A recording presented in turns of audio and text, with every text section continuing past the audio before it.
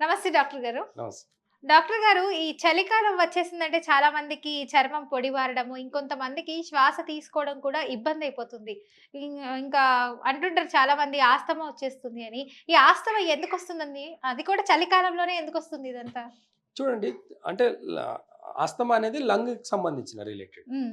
ఒక మన బాడీలో బిగ్గెస్ట్ ఆర్గాన్ ఏదైనా ఉంది అంటే హ్మ్. అది లంగ్స్. హ్మ్. దానికి ఇంకొకటి ఏంది అనంటే లార్జ్ ఇంటెస్టైన్. ఈ హ్మ్. 2 ఒక పేరనమాట. హుహు. ఆడ, మగ, హుహు. పగలు, రాత్రి.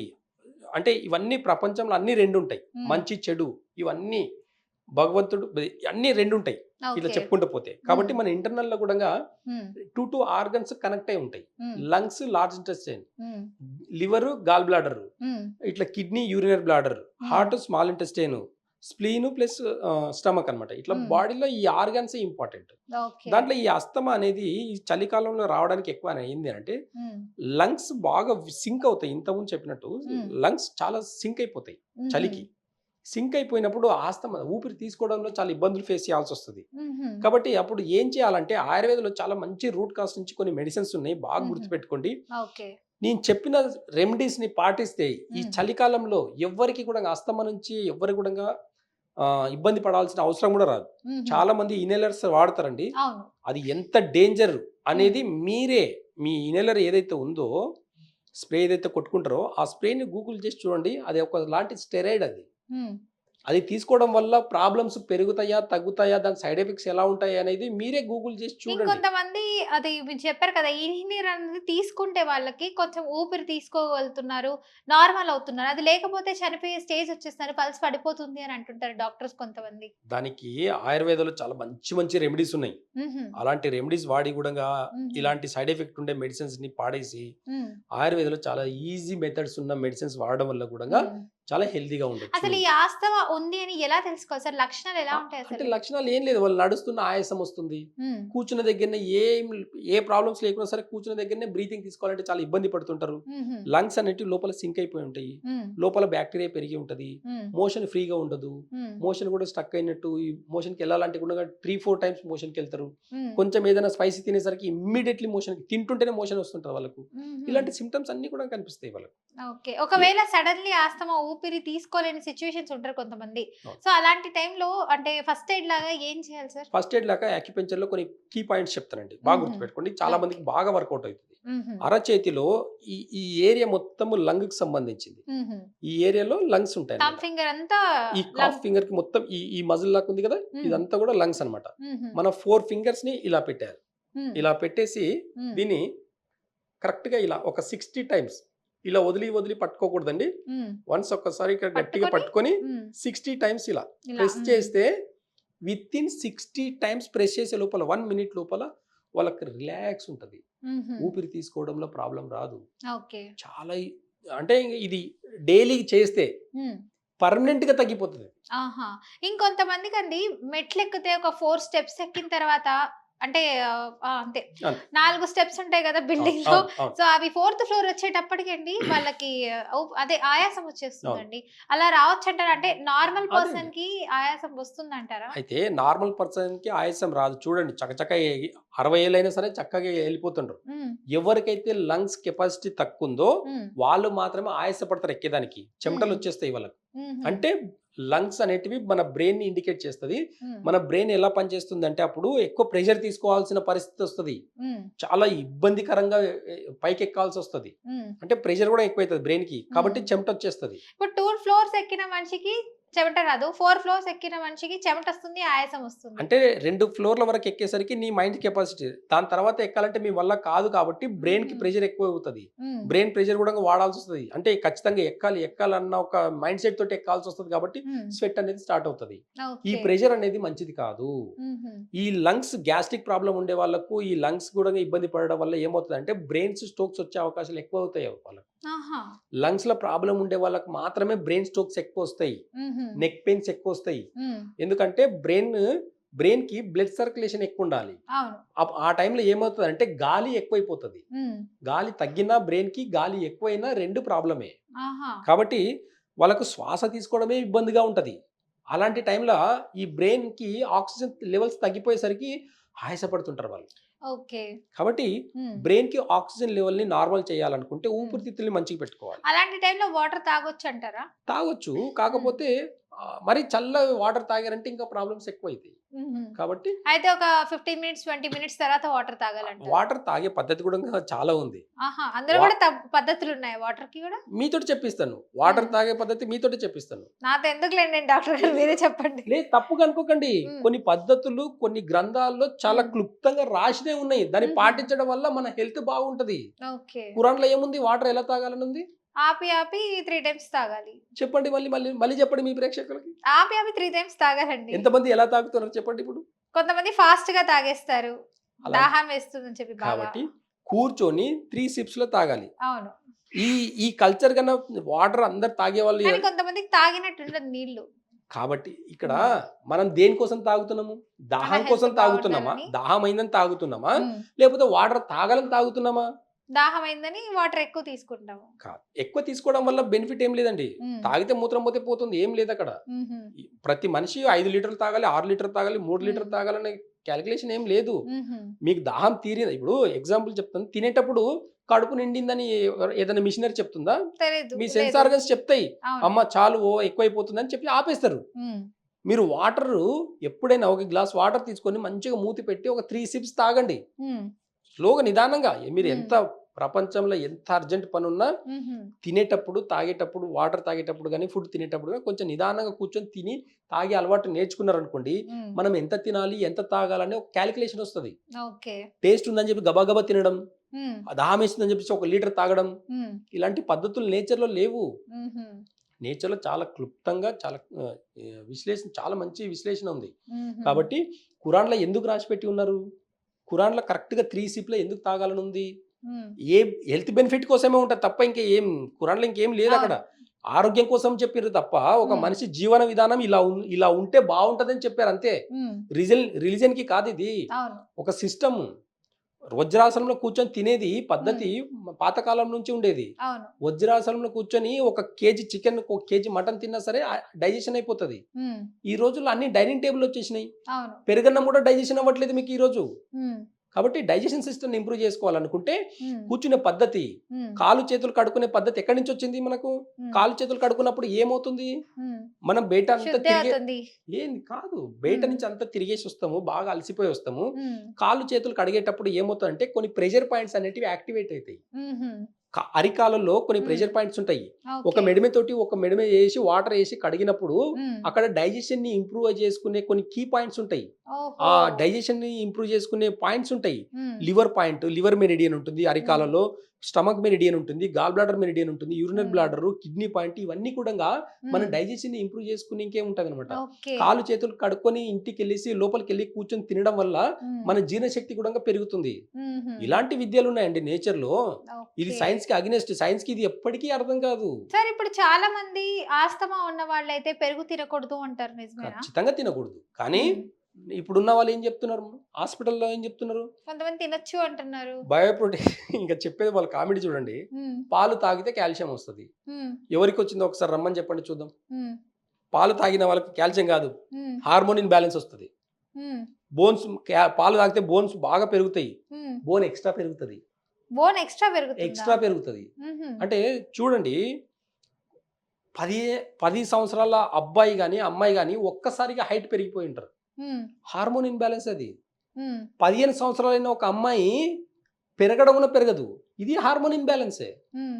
10 సంవత్సరాలకు 14, 13 సంవత్సరాలకు మెచ్యూర్ అవ్వాల్సిన ఒక అమ్మాయి 10 సంవత్సరాలకు మెచ్యూర్ అవుతుంది. ఇవన్నీ పాల నుంచి వచ్చినవే. హ్మ్. మైదా నుంచి వచ్చినవే. పిజ్జాలు, బర్గర్‌లు, పాలు, పెరుగు, మజ్జిగ, హ్మ్. వెన్న అని చెప్పేసి మనం పెడుతున్నాము. హ్మ్. ఇవన్నీ గూడంగా ఇప్పుడున్న సొసైటీలో హెల్త్‌ని పాడు చేసే ఫుడ్డే. హుహు. నే అయితే నేచురల్‌గా మొత్తం మనం విషపూరితమైనటువంటి ఫుడ్డే తింటున్నామంటారు. దాని చుట్టే తిరుగుతున్నాము. దాని హ్మ్. చుట్టే తింటున్నాము. హ్మ్. కాబట్టి ఏ రోగానికైనా ఈరోజు ఒక్క టెక్నిక్ చెప్తున్నాను గుర్తుపెట్టుకోండి. ఒకే ఒక టిప్పు హ్మ్. సర్వ రోగ నివారణలాగా పనిచేస్తది. అది చెప్పండి మాత్రం సార్. నేచర్‌లో మనకు అమ్మమ్మలు, మన తాతయ్యలు ఎప్పటినుంచో వాడుకలో ఉన్నది. ఒకే ఒకటి చెప్తాను హ్మ్. గుర్తుపెట్టుకోండి. ఒంటాముదం అని ఒక ఆయిల్ ఉంటది. హుహు. చాలా అద్భుతంగా పనిచేస్తది. ఓకే. మీరు ఎంత హెవీ డైట్ తిన్నా, ఎంత జంక్ ఫుడ్ తిన్నా, ఏం తిన్నా హ్మ్. ఇంటికి వెళ్ళిన తర్వాత ఒక 2 స్పూన్లు ఒక గ్లాస్ వామ్ వాటర్లో కలుపుకొని వంటాంతం కలుపుకొని తాగండి. హ్మ్. మార్నింగ్ తిన్నది, ఆఫ్టర్నూన్ తిన్నది, ఈవినింగ్ హ్మ్. తిన్నది, నైట్ తిన్నది, నైట్ మొత్తం వాష్ అవుట్, మార్నింగ్ మొత్తం వాష్ అవుట్ అవుతుంది. హుహు. ఫ్రీగా మోషన్ అయిపోతుంది. హుహు. వంటాంతంకి అంత ఎనర్జీ ఉంటుంది. హుహు. కాబట్టి ఇలాంటి వంటాంతంని జీవన విధానంలో మనము కుకింగ్‌లో వాడుకొని కూడా వంటలు చేసుకుంటే, హ్మ్. మనం తినడం మాత్రమే నేర్చుకుంటాం కానీ ఫ్రీగా మోషన్‌కి వెళ్తున్నామా లేదా అనేది చూడట్లేదు. అవును. మనము ఒక కేజీ చికెన్ తింటున్నామంటే, హాఫ్ కేజీ చికెన్ తింటున్నామంటే ఫ్రీగా మోషన్ కూడా అవ్వాలి కదా! హ్మ్. స్టక్ అయిందంటే బాడీ హెవీ వెయిట్ పెరుగుతది. హ్మ్. ప్రోటీన్ ఫుడ్ మన అక్కడ ఎక్కువ మసాలా ఉంటుంది, ఎక్కువ పులుపు ఉంటుంది, ఎక్కువ హ్మ్. కారంగా ఉంటుంది, ఎక్కువ ఉప్పు, ఈ మసాలాలు ఎక్కువ పడ్డప్పుడు ఉప్పు కూడా ఎక్కువ పడుతుంది. హ్మ్. ఇంత ఎక్కువ తిన్నప్పుడు సరే తిన్నరు, దాన్ని ఎలా బయటికి పంపించాలనేది ఆలోచిస్తారా? లేదు. కాబట్టి రోగాలు ఎక్కువైపోతున్నాయి. కాబట్టి హ్మ్. తినడం ఒక్కటే కాకుండా హ్మ్. ఫ్రీగా మోషన్ అయ్యేదానికి ఆలోచిస్తే హ్మ్. ఆ ఫ్రీగా మోషన్ అయ్యేదానికి వంటాంతం చాలా అద్భుతంగా పనిచేస్తుంది. కాబట్టి ఓకే. ఈ వంటాంతం వాడకంలో కూడా అస్తమా తగ్గుతుంది. హుహు. వంటాంతం రోజు వాడకంలో వాడితే అస్తమా తగ్గుతుంది. హుహు. అంటే ఆయాసం అనేది తగ్గుతుంది. హ్మ్. వాళ్ళకు బ్రెయిన్ ఇష్యూస్ చాలా అద్భుతంగా పనిచేస్తాయి. హ్మ్. ఇదే వంటాంతం తలకు పట్టిస్తే హెయిర్ గ్రోత్ చాలా మంచిగా అద్భుతంగా పెరుగుతుంది. హుహు. మోషన్ ఫ్రీగా అవుతుంది. ఇంటెస్టైన్ చాలా బావుంటుంది. హ్మ్. పైల్స్ తగ్గుతుంది. మోషన్‌లో రక్తం పడడం తగ్గుతుంది. హ్మ్. ఇలా ఎన్నో రకాల డిసీజెస్‌కి వంటాంతం చాలా అద్భుతంగా పనిచేస్తుంది. హుహు. కాబట్టి అస్తమా పేషెంట్‌లకు ఇంకొక టిప్ చెప్తానండి. బాగా హ్మ్. గుర్తుపెట్టుకోండి. ఇప్పుడు ఓకే. చాలా మంది సఫర్ అవుతుంటారు. హ్మ్. ఆయాసంతోటి గానివ్వండి, కాఫ్, కోల్డ్ ఇవన్నీ గూడంగా. అవును. వీటన్నిటికి కూడా ఒక అద్భుతమైన టిప్ చెప్తాను. గుర్తుపెట్టుకోండి. నోట్ హ్మ్. చేసుకోండి. మార్కెట్‌లో చాలా ఈజీగా దొరికేది ఒక రెమెడీ చెప్తాను. చెప్పండి డాక్టర్ గారు. పిప్పల చూర్ణం అని ఉంటది. అవును. హ్మ్. ఈ పిప్పల చూర్ణంని మనం హనీతో కలుపుకొని తీసుకుంటే హ్మ్. లంగ్‌కి సంబంధించిన ప్రాబ్లమ్స్ అన్నీ పోతాయి. ఆహా! ఎంత సివియర్ అస్తమా అయినా సరే, ఎంత సివియర్ లంగ్ క్యాన్సర్ గూడా తగ్గుతుంది గుర్తుపెట్టుకోండి. హుహు. అంతకు మించిన లంగ్‌లో ఇంకొక అయితే డిసీజ్ లేదు. పిప్పళ్ళ చూర్ణంకి హనీ కొంచెం యాడ్ హనీ చేసుకోవాలి. కొంచెం ఒక తేనె యాడ్ చేసేసి కరెక్ట్‌గా హ్మ్. ఒక 3 ఏళ్లకొచ్చినంత ఏసేసుకొని, హ్మ్. ఒక హాఫ్ టీ స్పూన్ హనీ ఏసుకొని కలిపి తీసుకోవడం వల్ల హ్మ్. ఖచ్చితంగా ఇప్పుడున్న చలికాలంలో హుహు. బయట పడాలంటే ఇది బెస్ట్ రెమెడీ. ఎంత సివియర్ అస్తమా అయినా సరే, ఎలాంటి హుహు. లంగ్ ఇష్యూస్ అయినా సరే. అంటే వీక్లీ ట్వైస్ తీసుకోవాలా? లేదండి, డైలీ మార్నింగ్, ఈవినింగ్. హుహు. డైలీ మార్నింగ్, ఈవినింగ్ అలా ఒక 15 డేస్ తీసుకుంటే సరిపోతుంది. ఓకే. మరీ క్రానిక్ డిసీజ్ ఉండేవాళ్ళు, ఇన్హేలర్ తీసుకునేవాళ్ళు, అస్తమాకు టాబ్లెట్‌లు రెగ్యులర్‌గా వాడేవాళ్ళు, సైనస్ ప్రాబ్లమ్ ఉండేవాళ్ళకు, హ్మ్. వీళ్ళంటి అన్నిటి మైగ్రేన్ హెడేక్ ఉండేవాళ్ళకి ఇవన్నిటికి ఒక పిప్పల చూర్ణం సమాధానం చెప్తుంది. ఆయుర్వేదంలో ఓహో! అంత గొప్పతనం ఉంది. ఇది హ్మ్. కరెక్ట్‌గా ఒక నెల రోజులు, 2 మంత్స్ వాడితే ఎంత క్రానిక్ డిసీజ్ అయినా సరే తగ్గుతుంది. హుహు. లంగ్ ఇష్యూస్‌లో ప్లస్ లివర్ ఇష్యూస్‌లో మాత్రం ఈ పిప్పల చూర్ణం చాలా అద్భుతంగా పనిచేస్తుంది. హుహు. ఇలాంటి రెమెడీస్ వాడి మా దగ్గరికి సార్ మీరు చెప్పిన రెమెడీ మేము 1 మంత్ వాడి చూసాం సార్, చాలా బావుంది. హ్మ్. ఇంకా బెస్ట్ రెమెడీస్ కోసమే మన అని చెప్పేసి మీ దగ్గర కన్సల్ట్ అవుదామని వచ్చామని చెప్పేసి వచ్చేవాళ్ళు మా దగ్గర చాలా ఎక్కువ ఉంటారు. హుహు. అలాంటి పేషెంట్స్ మా దగ్గర చాలా, మేము చెప్పిన వీడియోలు ఇలా మీ పూర్వకంగా వీడియోలు మీ మీ ఛానల్ ద్వారా వీడియోలో కూడా చాలా మంది చూసి వాడి హ్మ్. మా దగ్గరికి మళ్ళీ వచ్చిన వాళ్ళు, చాలా గొప్పగా చెప్పిన వాళ్ళు చాలా మంది ఉంటారు మా దగ్గర. హుహు. కాబట్టి గ్రేట్ చాలా సార్. ఈజీ రెమెడీస్, దీని వల్ల ఎలాంటి సైడ్ ఎఫెక్ట్ లేదండి. ఒక అవును. సీడ్ పౌడర్ అది. హ్మ్. పిప్పల చూర్ణం అనేది సైడ్ ఎఫెక్ట్ చెప్పేదానికి లేదు. అవును. ఇంకా ఈ డాక్టర్లు బ్లేమ్ చేస్తే తప్ప. హ్మ్. లేదంటే అది తింటే బీపీ ఎక్కువైపోతది, అది తింటే అది ఎక్కువైపోతది, అది తింటే ఇది హ్మ్. ఎక్కువైపోతది భయపెడితే తప్ప. అంటే వాడితే ఏదో ఒక హోమియోపతినా, ఆయుర్వేదమా, ఇంగ్లీష్ మందా ఒకదాని మీదే వెళ్ళాలి గానీ, ఇప్పుడు చాలా మంది పేషెంట్స్ ఏం చేస్తున్నారంటే, ఆయుర్వేదిక్ ఒక 3 డేస్ వాడుతున్నారు. మీరిచ్చే మందులు. ఇంగ్లీష్ మందులకొచ్చేసరికి అదొక 3 డేస్ వాడుతున్నారు. ఇలా వాడడం వల్ల సైడ్ ఎఫెక్ట్స్ రాకుండా ఇంకేమొస్తుందండి ఇలా పేషెంట్స్‌కి? వాడడం వల్ల సైడ్ ఎఫెక్ట్ ఏం రాదు పెద్దగా నాకు గాని. తెలిసిన వాళ్ళు అలానే వాడుతున్నారు. కాకపోతే ఇప్పుడు చూడండి, హ్మ్. 3 మంత్స్ ఆయుర్వేదంలో మెడిసిన్స్ వాడితే థైరాయిడ్ మొత్తం తగ్గిపోతుంది. 3 మంత్స్. 3 మంత్స్. హ్మ్. ఇదే థైరాయిడ్ టాబ్లెట్ జీవితమంతా యేసుకోమంటే యేసుకుంటారు. హ్మ్. దాంట్లో ఉన్న సిన్సియారిటీ ఇక్కడ లేదు. హ్మ్. అదే చూడండి. అదే సిన్సియారిటీ ఇందులో సిన్సియారిటీ పెడితే కరెక్ట్ ఆయుర్వేదం మీద అయిపోద్ది. మాత్రమే నమ్ముకొని వాడితే సరిపోతుంది. అవును. ఒకటి. షుగర్‌కి హ్మ్. ఇవ్వడం అంతే. బీపీ కూడా అంతే. హ్మ్. క్యాన్సర్‌కి కూడా అంతే అండి. హ్మ్. క్యాన్సర్‌కి చాలా అద్భుతమైన మెడిసిన్స్ ఉన్నాయి హ్మ్. ఆయుర్వేదంలో. ఓకే. అలాంటి మెడిసిన్స్ వదిలేసి మనం ఎంతసేపు ఆహ్, అలోపతి మీద డిపెండ్ అవ్వడం అనేది కరెక్ట్ కాదు. ఎమర్జెన్సీలో ఏదైనా ప్రాబ్లమ్ వచ్చిందా ఖచ్చితంగా హాస్పిటల్‌కే వెళ్ళండి మీరు. హ్మ్.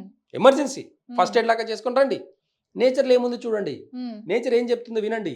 అవును. ఎలాంటి లైఫ్ స్టైల్ చెప్తుంది, ఎలాంటి జీవన విధానం, ఎలాంటి డైట్ తినాలి, ఇవన్నీ హ్మ్. పాటిస్తే ఎలాంటి రోగానైనా జయించొచ్చండి. అవును డాక్టర్ గారు. కాబట్టి ఇలాంటి చిన్న చిన్న టిప్స్ వాడి కూడంగా హ్మ్. హెల్త్‌ని కాపాడుకోవచ్చు. ఓకే. డాక్టర్ గారు ఇప్పుడు చాలా మందికి ఇంటింటికి కూడా డయాబెటిస్ సమస్య ఎక్కువైపోతుందండి. ఈ డయాబెటిస్ ఎందుకొస్తుందంటారు? వస్తే దీని లక్షణాలు ఎలా ఉంటాయంటారు? అయితే డయాబెటిక్ రావడానికి ప్రధానమైన కారణము డైజెషన్ సిస్టమ్. హ్మ్. మనం తినే లాంగ్ టర్మ్‌లో ఒక్క రోజులో డయాబెటిక్ రాదు. హ్మ్.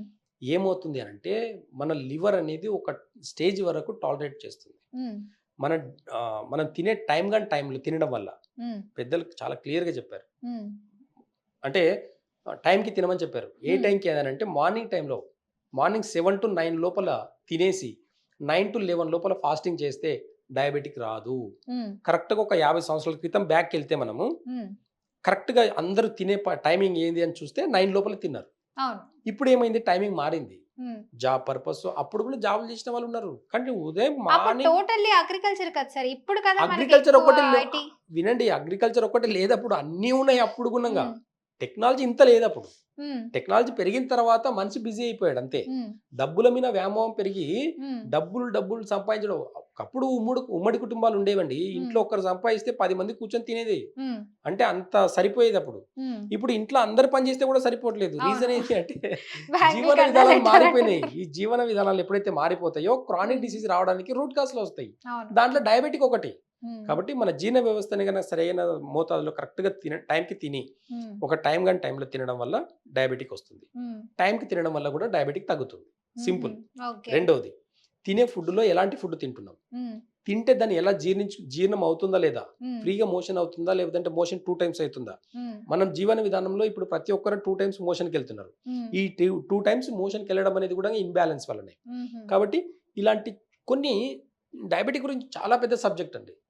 ఒకటి చెప్పాలంటే డయాబెటిక్ అనేది ఒక జీర్ణ వ్యవస్థ ఇంబ్యాలెన్స్ వల్ల మాత్రమే వస్తుంది.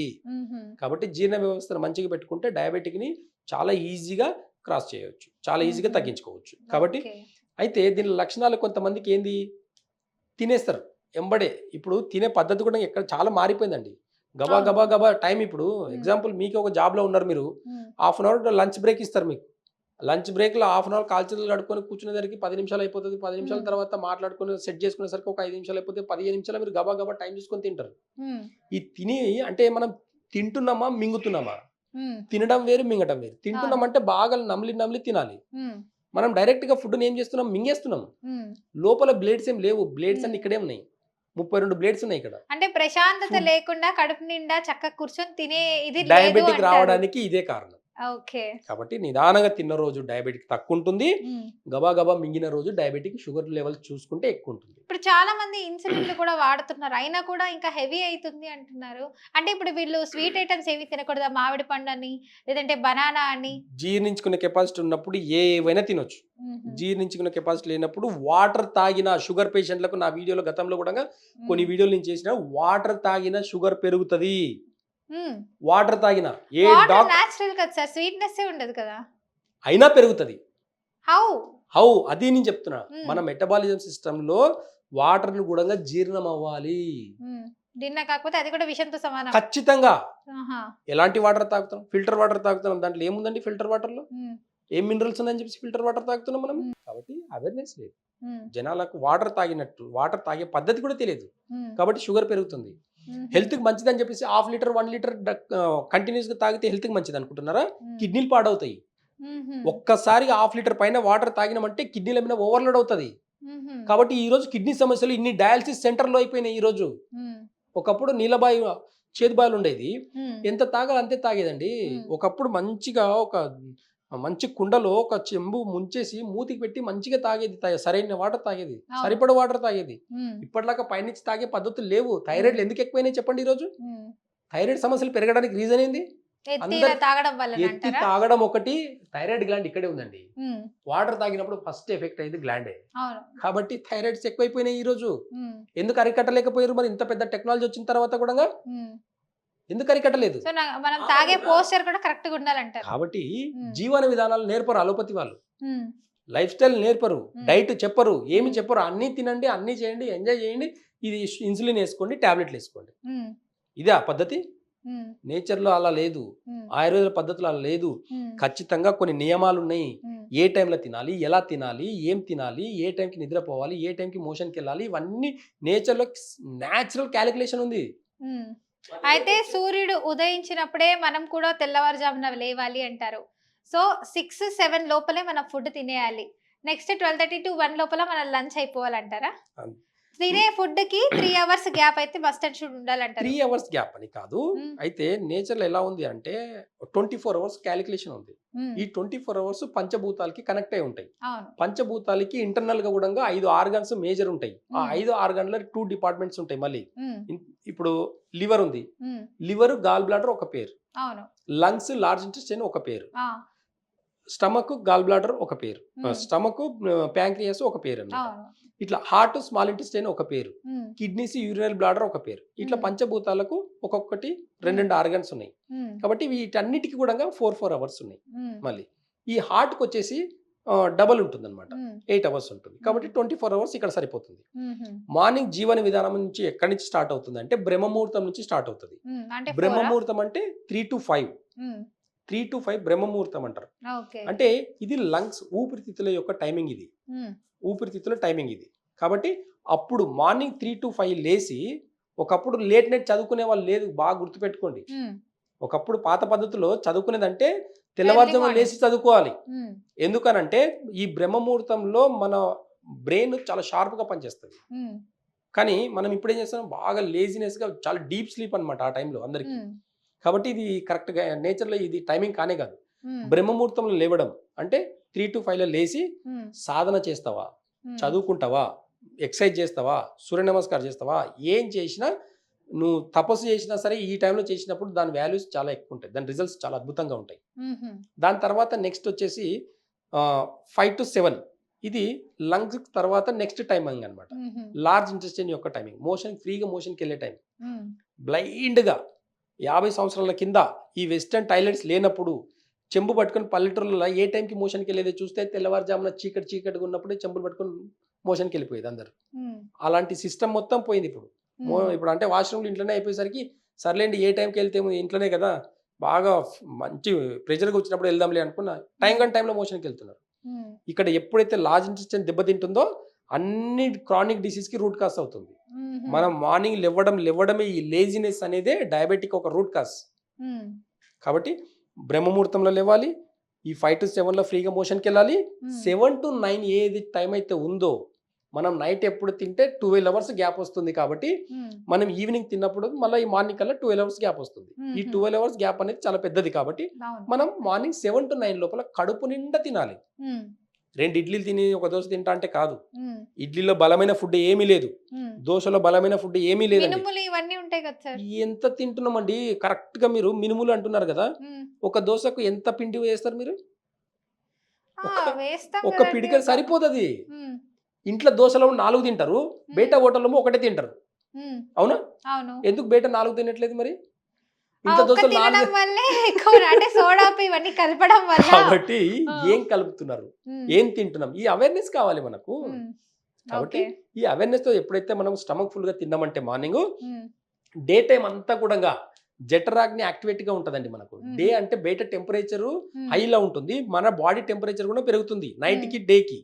కాబట్టి డే టైంలో మన జఠరాగ్ని కూడా చాలా యాక్టివేట్ గా ఉంటుంది. కాబట్టి ఎంత హెవీ ఫుడ్ తిన్నా సరే ఈజీగా డైజెషన్ అయ్యే టెంపరేచర్ మన బాడీలో ఉంటుంది, బయట ఉంటుంది. మార్నింగ్ బ్రేక్ఫాస్ట్ కూడా ఏది తింటే మంచిది అంటారు? ఏం తింటే కాదండి, మీరు గత 50 సంవత్సరాల కిందికి వెళ్తే ఏం తిన్నారు? మంచిగా 2 జొన్న రొట్టెలు, ఇంత రైస్ వేసుకొని 4 వెజిటబుల్స్ వేసుకొని కడుపు నిండా తిని బయటికి వెళ్ళిపోయిన వాళ్ళు ఉన్నారు పనికి.